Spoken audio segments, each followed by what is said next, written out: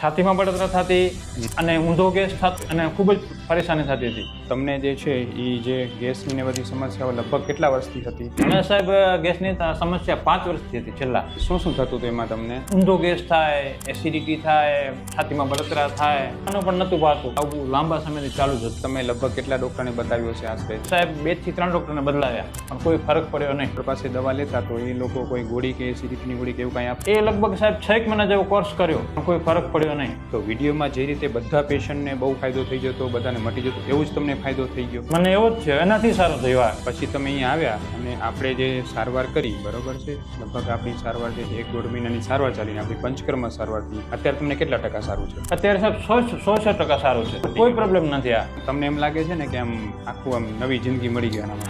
હા બરાબર. ગેસમાં ને સાહેબ એમાં કોઈ પ્રોબ્લેમ અત્યારે નથી. આપણી દવા બંધ થઈ અને આજે કેટલો સમય થઈ ગયો છે? લગભગ અંદાજે 1-1.5 વર્ષ જેવું થઈ ગયું સાહેબ. અત્યારે કોઈ પ્રોબ્લેમ જરા પણ નથી. વધુ માહિતી માટે નીચે આપેલા WhatsApp બટન ઉપર ક્લિક કરી અમને મેસેજ કરો.